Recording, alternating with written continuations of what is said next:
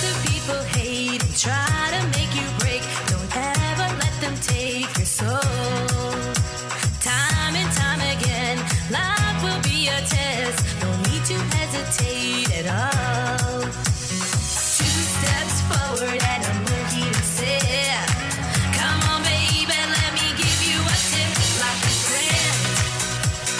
Yeah, life is grand. Life is grand. Yeah, life is grand. Life is grand. Yeah, life is grand. Hey, thanks for tuning into It Is What It Is, Noise Included. This is Liv. Welcome to episode 8. Our topic for today is going to be chasing the money. So my good friend, who's always my biggest cheerleader, says to me the other day, I'm loving your podcast, Liv. Your podcast has me dying laughing and crying too because it's authentically you. Love it. But I'm going to recommend something. I knew it was coming. Constructive criticism. You know, that educated half of me says, yes, teach me, help me be better. And the other side of me is like, what the buck? You know how hard it is to do these podcast stuff? Why don't you try it and you see how easy it is? However, because I know it's coming from a good friend that I truly trust, I know it's coming from a really good place. Ironically, I do welcome constructive criticism. However, it's all in the approach, people. Don't be coming at me with a pretentious manner of humiliation. Come at me with true constructive criticism, and I will totally take it and then follow through with the suggestions. So she says, I think that at the end of each podcast, you should not just state your memoir, but then give the audience the lesson learned and your words of wisdom and offer them that advice that only because of your experience you can offer. I mean, we all come to you for advice, so give it on your podcast. Wow. True words of wisdom. I love that. So you know what? I love that. Like in episode 6 when I say grab life by the balls. You know what? As I reflected, I really could have said grab life by the ovaries. And that sounds more like me. All right, so she connected to my last episode of losing her dad at a young age and said, you know, I would have liked to know how I can cope with that kind of sadness. I want to reference that really quick because now I feel really bad that I made you listen to that long memoir and didn't offer any support. And then I want to move on into this episode. So here it is. In reference to episode 7, which was about losing a parent too soon, which the only reason why I approached that topic was because my daughter said that her friend's parents were starting to die of cancer and other diseases, and she was really scared. So let me start by saying you can never prepare your heart for a parent dying. When you lose a parent at a young age, your life is always going to be harder, so it's inevitable. This is how I see it. At the end of the day, if you split your heart in 4, 2 of those pieces are for your parents, and the other 2 are for your siblings or your true love. It could even be your kids. It is as simple as that. So you're always going to carry around a heart that's a little broken. Now, if you're a certified badass like yours truly, you don't just sit around moping. Oh no, honey, you dig deep, past the snot and the sorrow, and you find a coping mechanism so good it should come with a cape. Maybe it's binge watching bad reality TV, maybe it's adopting 5 dogs, or maybe it's just really singing really loudly karaoke. I love karaoke, by the way. Okay. So, whatever it is, find your happy place and go there often. Sure, some days you'll forget for a hot minute. That's good. You'll be living your best life, and then, bam, a song, a smell, or even just seeing someone's dad at the grocery store will hit you right in the face. It's inevitable. They taught you everything you know, from tying your shoes to making those foods that scream childhood favorite foods. So yeah, you're going to think about them a lot. Since there's no how to survive losing a parent prep course, seriously, someone needs to get on that. Best advice is surround yourself with people who don't suck. Find friends who become family, the kind who'll show up for you with ice cream and listen to your ridiculous stories about your parents, even if they've heard that for 800 times before. These are the folks who fill in those missing unconditional love gaps. And finally, find your joy activators. What makes you genuinely, ridiculously happy? Is it crafting? Is it watching Netflix? Is it mastering the art of a perfect grilled cheese? Whatever it is, when that wave of missing them hits, immediately dive headfirst into those happy things. It's not about ignoring the pain. It's about giving yourself a break from it. Think of it as hitting the emotional snooze button. Because let's face it, life's too short to be sad all the time. Your parents wouldn't want that for you, and frankly, neither do your friends who are tired of your sad sack stories. Now go forth and find some joy, you magnificent, slightly broken human. Okay. All right, so welcome to episode 8. And I figured I would share about all the ways I chased money to be able to get as far away as possible to poor man's syndrome. Listen, I worked for the government, and that was nice, that was average, that was standard. And then I owned many businesses in my life, and that allowed me to live the good life. Listen, not to brag, because believe me, I made many mistakes, but I also knew I had the drive to make them successful. You know that song that Biggie sings? It's always in my head. It's like, the more money we come across, the more problems we see. Yes, that's the song. It's always in my head when I'm ready to spend. So I'm like, I don't want a problem, I don't want a problem, I don't want a problem. So I've had multiple businesses, and when you realize quickly that you're never really going to have a lot of money unless you make your own money, you'll save yourself a lot of energy.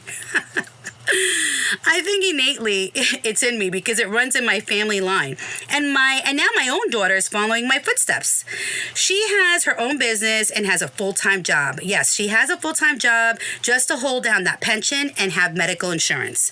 Now, I'm not going to lie, it took some convincing because she is from a generation where I believe they are afraid. They're afraid to make drastic moves in life because now she's suffering from panic attacks. Yes, it's a true thing, people. I talk to a lot of my friends, and all their kids are going through panic attacks. But my daughter, as she has a boss lady mom, she knows how to hone in on her issues and mask them through yoga, Pilates, and a bunch of other workout methods. And of course, the lovely brunch with her friends and a little alcohol, of course. It all went down like this. I asked her one question. Do you enjoy helping women look better and feel better? She answered, yes, of course, because my day job has so much death and people stroking out. I said, okay, all right, let's do this then. Side note, you're only going to succeed at your small business if you have love and passion for it. Okay, so not even like a week later, I was already working on her license approvals. I got her license in Florida, and I got her license in New York. I talked to my Jewish buddies in New York to get her a nice building so she can create her beautiful, successful business in Uptown Manhattan. All right, so getting back to me, because she always says that it's always about me. And what she really doesn't realize is that it's not about me. It's about me with my experience trying to help her. I mean, she feels like she's going through life all by herself. Like none of this has ever happened to anybody, right? She hates when I say this because I'm telling you to do it. Because I'm telling you, just do it. Just do it, because I said so. All that stuff she hates. Because you know what? Navigating life and just making it easier for her is what I do. The kids don't get it. They just don't get it. So I'm going to tell you how you do what you have to do to open up your own business. I'm going to go back. Okay, I'm going to go back into time. And I'm going to start this out with when I was growing up, because I was so humble chic, as you learned in my other episodes. And I lived amongst the wealthy as, of course, the poorest in the community. But, somehow I pulled it off. And I liked nice things because I was always around nice things. And the boys that I dated always gave me nice things because they were all rich, because they all lived in my community, in my neighborhood. And I couldn't afford all those things. I mean, I was driving around in nice cars and limousines. And you know what? I loved it all. I loved all that kind of stuff. So I remember in the early 90s learning how to do acrylic nails.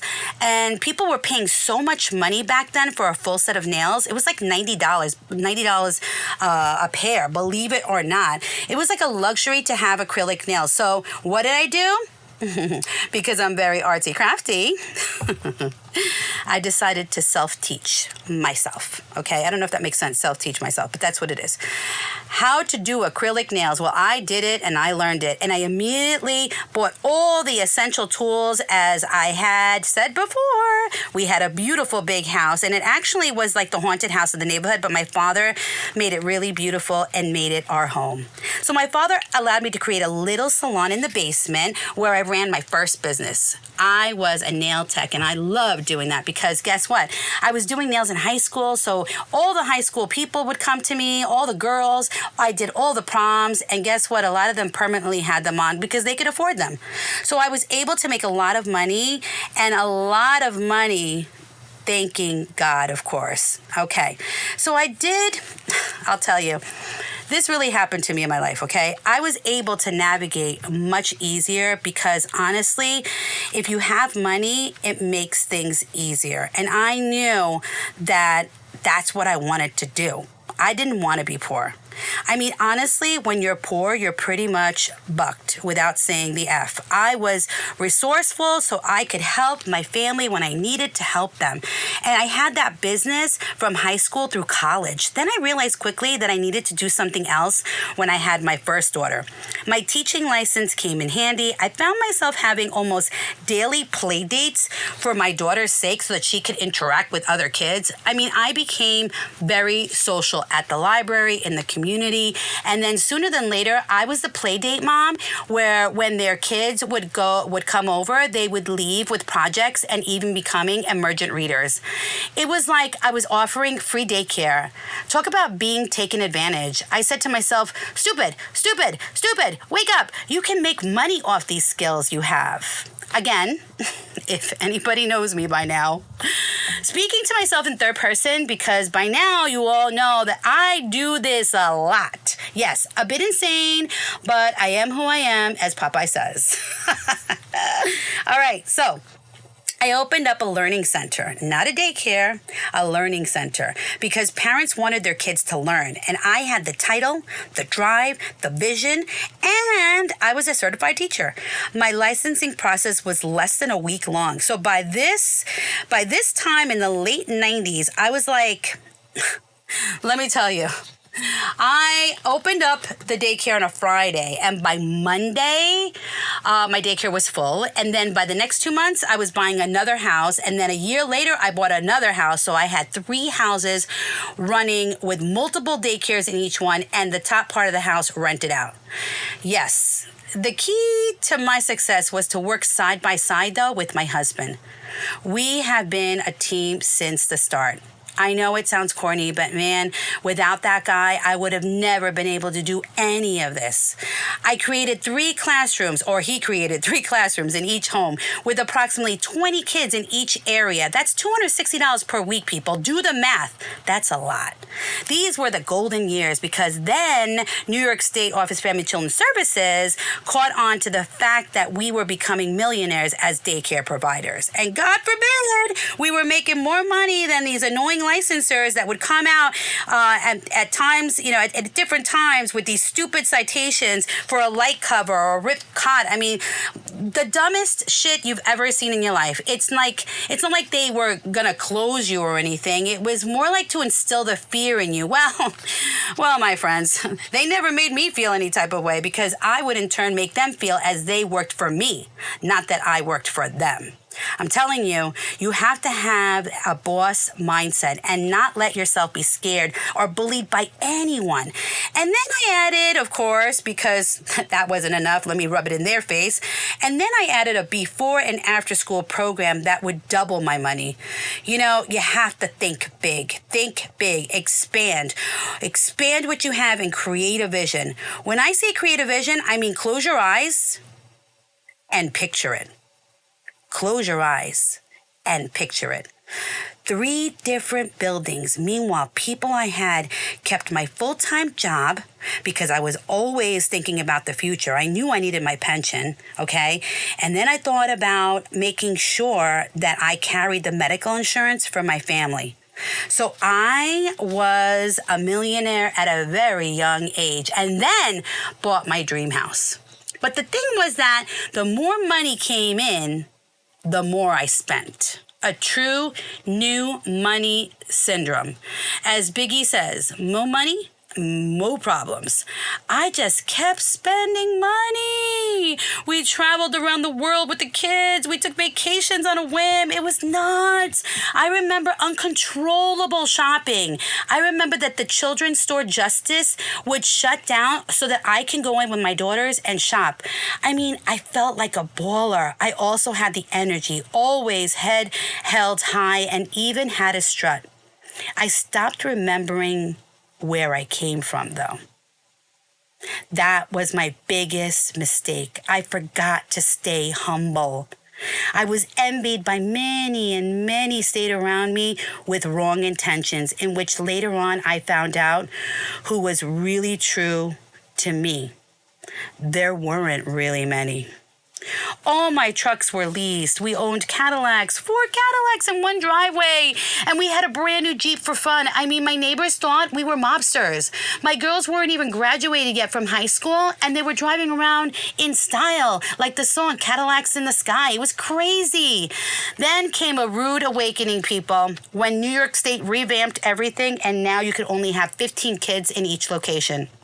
We took a hit. And then slowly I closed one daycare, and then slowly I closed the other daycare. And then there was only one left standing. God giveth and God taketh. I was feeling insane running around spreading myself thin. For sanity's sake, I took a step back, and I was just so tired again.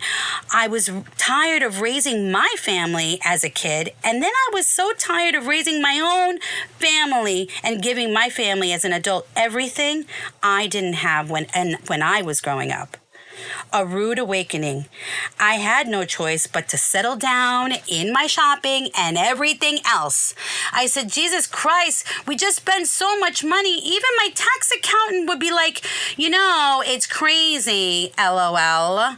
But it's like you make a lot of money, but you also spend a lot of money. Laughs on me, I'll tell you that.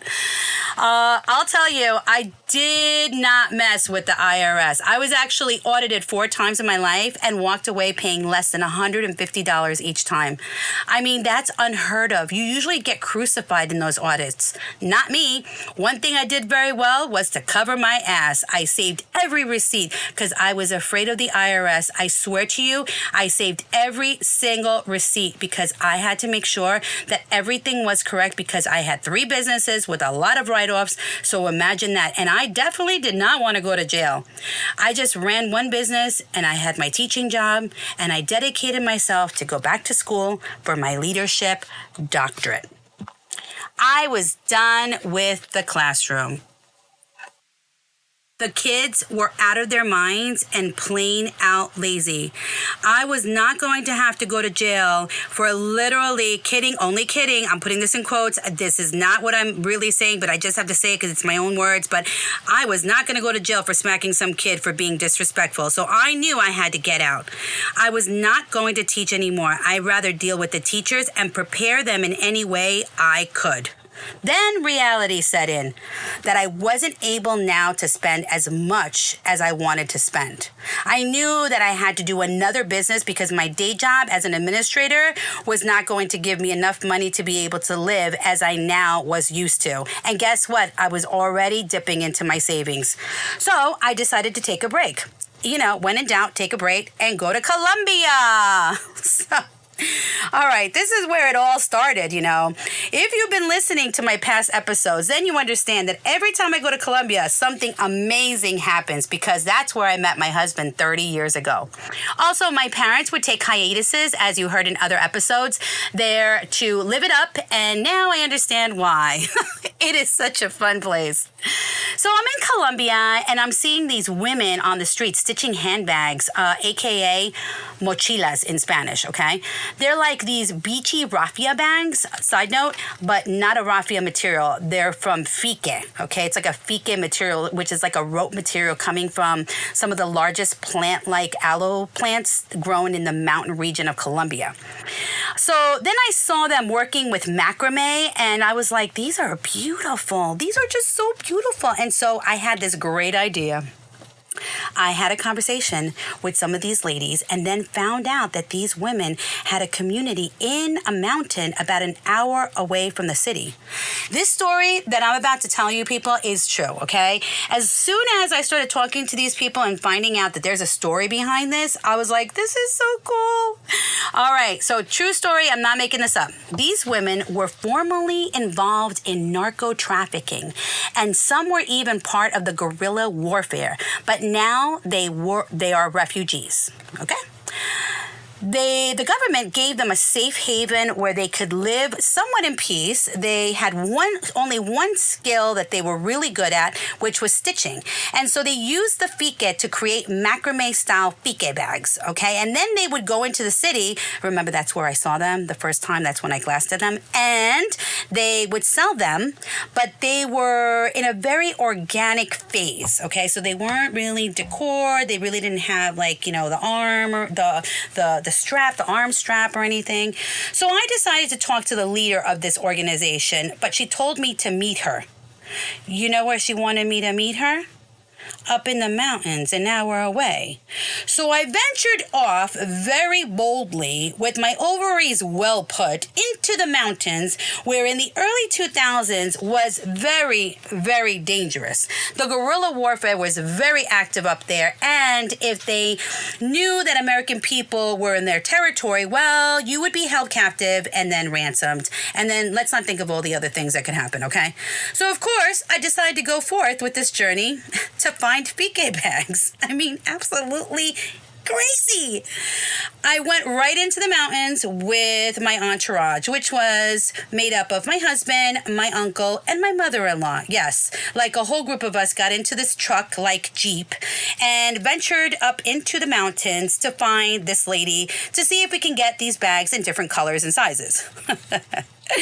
By this time, I had a fully developed vision for the bags and my new business. Oh yeah, I had it all mapped out in my head. Okay, the lesson here, people, is that remember, I said, if you want to open up a business, you need to have passion for it and you must envision it. I actually closed my eyes and visioned this, okay? The next part of this operation was on its way. I meet with the lady, and I only found it because I could see little women dressed in men's clothing and rubber boots communicating to one another by cell phone. And I was being signaled to the next corner, turn, and then in turn, another turn, and then, of course, another turn. I mean, this was all the early 2000s, and these women were all packing cell phones, and some had arms. Okay, don't ask. Let's not not go there. I also noticed that the higher I got in the mountains, I could see the fique plant strands hanging over into the mountains on cords with so many vibrant colors that were later on going to be used to stitch into handbags. Now, the only way I can explain this is, you know, when you go to Italy and let's say Venezia and you're walking down the streets and you look up and you see the clothes hanging on the clothesline? Well, that's kind of what it looked like, only it wasn't clothes, it was fique strands, like almost like rope-like strands. Okay, so let me explain. It's a huge plant shaped like an aloe plant that they rip off strands of rope like material, and then they dye the rope, and then they hang this rope on the cables over the land. It's a dye that their ancestors used with elements of rocks and soil. Okay, that too is a secret recipe. I would never know how they get that color, okay? They then macrame it, and they make these beautiful handbags that I was so psychotically seeking. I'm telling you, I knew it was going to be worth it. I knew it. Getting back to the story, okay. I'm now standing in this huge shop, which is located in the biggest home in this little town made up of no more than 10 houses. All right, let's picture that, okay? I'm in the biggest house in this little community of all women, 10 houses on the community, okay? They just have tons of bags hanging all over the walls. She directs conversation to me and says, "You and your people have 15 minutes to choose all the bags you want and load your truck." Listen, I didn't hesitate. We were like wild animals grabbing bags off the wall and loading that truck. We loaded that truck up, paid, and left. I believe that this is what it feels like when you're doing a drug deal. I mean, it's pretty close, I think. I felt like a character in a Narcos movie. Okay, so be prepared, okay, because here comes the climax of this story. Okay. Like everything I just told you wasn't exciting enough. As we were leaving and watching these ladies communicate block by block of our travel via cell phone back to the city, one woman runs over to the truck and says, "Take the Quindío route. Take a different route. Because los guerrilleros, the guerrilla warfare, knows you're here." Okay. I literally peed my pants. No, people, I really did pee in terror. So let me land this plane already, okay? To make a scary story scarier, as we left the area, we could see the smoke from a bomb. Yes, they bombed a section of the area where the women were located. Was it a scare tactic or were we going to be murdered? That was the only thing I was thinking about. That is still a mystery that I don't want to know anything about anymore. Geez, these women are still being persecuted. It's crazy. Do you think I ever went back to the mountains again to collect these bags? Absolutely not. I shared this story as I came back from Colombia with one of my friends that was working on her doctorate at Hofstra University. My interview with her allowed her to base her dissertation on how even the poorest areas in the world communicate via cell phones for the sake of human existence and development. I mean, people. These women were using walkie-talkie radios. They were not using walkie-talkie radios. They were using cell phones, and they were poor. So I don't understand how they get the money for that. I understand now that they get the money for that because of their existence. Okay, so we had to make something amazing out of these bags. And then what I did was I took them down into the city and I hired a leather guy to line the bags, add a zipper pouch, a cell phone pocket, and then add some leather straps to them. He then put my name brand on it. Then I hired a hippie guy that did many of my custom jewelry to create a decorative accent to the front of the bags. And then I hired him to create accessories like belts, necklaces, bracelets, and earrings to match the bags. So yes, I made them super high end. I checked every single one of these bags meticulously. This was artwork. No one in the United States had seen these types of bags before. They were one of a kind and unique. I envisioned a Fire Island kind of vibe. This is like a beachy kind of vibe. Well, let me tell you, my vision brought these bags back to the United States, and I rented a shop where I would be able to sell them and add other beachwear to the mix. I had a boutique. I finally had my own boutique that I always wanted. Wow, it was wild, but I did it. Side note, In the pesos conversion, each bag costed me about $25 to make. And I was selling them for $400 each. Okay, the buck doesn't stop there. I then was invited to many public libraries to do expositions because while all this was happening during this adventure, I was taking pictures. I recorded the whole entire thing, everything, even the bomb going off.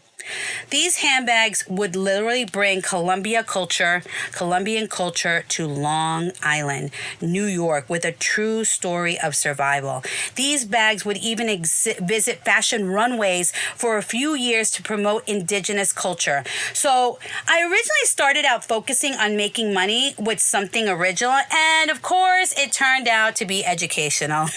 I ended up in the library explaining it. I mean, this is a lot, but I guess that's who I am. I'm an educator, right? I'm telling you, it's innately in me. That teaching capacity has always been there. Then later on, I turned this venture into Liv's Boutique that would consist of European silks and linen clothing. This business gave me another opportunity to learn from my mistakes and save money instead of spending it. So I got a second opportunity to really know how to save my money and not spend it. I also was humbled by the way I made so much money off this minuscule money that these refugee women earned. So I didn't stop there. I then became a consultant for the Child Care Council of Suffolk. I was teaching providers how to open up daycares. And then I felt like I was getting trapped again as an educator because then I started teaching college language courses and education courses. I did that for a while. Yeah. Okay. So then I realized I have skills that I must use to work as much as I can, while I can make money and live good. I'm a worker. And as much as my rich friends are like, oh, I can't believe you work so much. Well, guess what? I just feel like I'm worth something. I feel like I'm getting up in the morning. I get to meet new people. I mean, every day is new. Every day there's something going on. I never have a routine, which I love. Everything is spontaneous, and I love a good grind. I make money. I mean, I come back, then make more money. And then, I learned from this. I learned one thing. I mean, I'll tell you this. I learned one true thing that someone told me a long time ago that was super, super smart. He said, money is an illusion. Money is an illusion.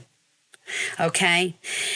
And then, when all this was going on, all of a sudden, I get offered a job in Palm Beach. And you know what? I was also bored and tired of New York, and I was cold. I wanted a new start. When I moved to Palm Beach from New York, I had to close my many businesses and retire suddenly. Thank God I could early retire, right? And I moved with a purpose, and my bank account was full enough to even survive COVID. I decided to open up an online language company that would be designated for medical professionals in all strands or areas of medicine. Yes, of course, I'm in Palm Beach now. I'm supposed to take it easy, but now I'm like, I need another business. You may be asking yourself, where did that idea come from? You ADHD, maybe ADD, mad woman.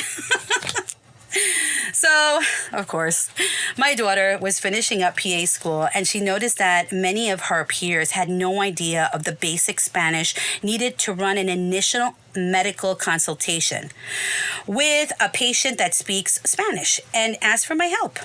So what I did was I created a whole slideshow, a whole tutorial with graphic organizers and reference cards for her peers to get through their practicums. I mean, I obviously take anything I put my mind to and take it to another level, especially if my daughter is asking me for help. I did bring in one of my friends, my closest friends, into this business. And then we both kind of got lazy. We started to going to happy hours. We were boating a lot. And we really liked our social life. And we kind of just let it sit there. It's still sitting there. And we sometimes have a little gig here and there. But we haven't really put too much work into it. But it is there. And it is a business that I will probably get back to sooner than later. So, you know what, guys? I'm having too much fun creating podcasts. And I don't know if it's for me or for you, but I just feel like that's the time I have. And so the time I have, I create a podcast. The lesson learned is that when you want to make money, you have to think about opening up your own business. Dig deep into your creativity. I know it's inside you. You just have to make sure that you do something that you love, that you're passionate for, and that you know that you can do it yourself. No one else is going to do it for you. You're going to have to put the footwork in. You're going to have to grind, but I'm telling you, you will see the fruits of your labor if you work for yourself. Okay, you want to work for somebody else? That's great. Go ahead. Wait for your paycheck. Good luck. Yep. You'll have a paycheck. But if you want to work for yourself, you'll be able to make so much more money and live so much better. Please save, people. Don't do what I did. Do not become new money. Here's another thing. You got to have balls. You have to have that hunger. Be hungry, because I know that I never want to be poor again. I know that's my goal. I don't want to do that. That's not what I want. It's like you have to think you're still poor. You cannot convince yourself that you have all this money, because you really don't. Once you start spending it and spending it and spending, you literally, start dishing it out the same way. You have to keep your mindset that you don't have a lot of money and you just keep depositing it into your bank account. Listen, once in a while, take a little splurge. Go shopping, go on a vacation, but be normal. I mean, I was taking 5 vacations a year. Idiot. I think most people take 2 vacations. I think that's pretty fair, Don't forget to just stay humble. Don't forget that you are a regular human being and that you're not that super billionaire as you heard in the movies or as you see on these, live shows that go on. I learned from my mistakes, although sometimes I do some compulsive shopping that is unnecessary, as my husband clearly reprimands me. Okay, but that's a whole other episode. This is Liv. Thanks for tuning into It Is What It Is, noise included, smooches, and sending lots and lots and lots and lots and lots of blessings. Take care.